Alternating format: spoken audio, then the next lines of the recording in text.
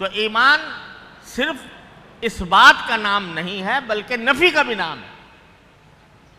نفی یہ کہ جو غلط عقائد ہیں ان سے انسان برات کا اظہار کرے۔ اسی لیے جب کوئی مسلمان ہو تو صرف کلمہ اشہد ان لا الہ الا اللہ محمد رسول اللہ کہہ کر بے شک مسلمان ہو جاتا ہے، لیکن اگر اس کا پہلے کوئی اور مذہب تھا، کوئی اور دین تھا، اس دین سے براءت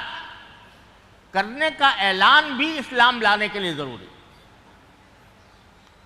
تو اللہ تبارک و تعالیٰ نے جہاں ہمیں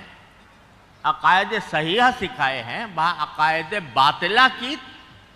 نفی بھی ہمارے ایمان کا جز ہے۔ تو اب اس ترتیب سے اگر آپ دیکھیں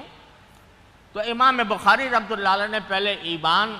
کا بیان فرمایا، ایمان کیا ہوتا ہے، ایمان کی حقیقت کیا ہے، اس کے شعبے کیا ہیں،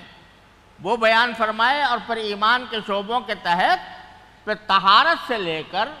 آخر تک جتنے احکام شرعیہ نبی کریم سرور دو عالم صلی اللہ علیہ وسلم سے ثابت تھے وہ سارے کے سارے ذکر کر دیا۔ اب کہتے ہیں کہ یہ سارا تم نے پڑھ تو لیا، لیکن یاد رکھو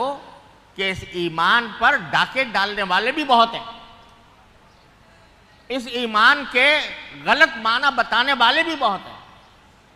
اس ایمان کے اور عقیدے کی خرابیاں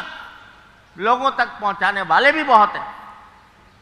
لہذا کتاب التوحید قائم کر کے حضرت امام بخاری رحمۃ اللہ علیہ نے ان گمراہ فرقوں کی تردید اور نفی کی ہے جنہوں نے ایمان کے عقائد پر ڈاکے ڈالے تھے۔ اس میں معتزلہ تھے، اس میں جہمیہ تھے، اس میں کرامیہ تھے، اس میں قدریہ تھے، اس میں جبریہ تھے، جہمیہ تھے۔ یہ فرقے وجود میں آ گئے تھے اور انہوں نے ایمان کے اوپر ڈاکے ڈالنے شروع کیے تھے، اپنی طرف سے اپنی عقل کی بنیاد پر، اپنی سمجھ کی بنیاد پر ایمان کی اور اسلام کی وہ تشریحات شروع کی تھی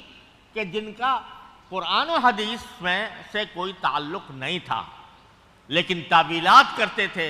آیات میں تعویل، احادیث میں تعویل، اور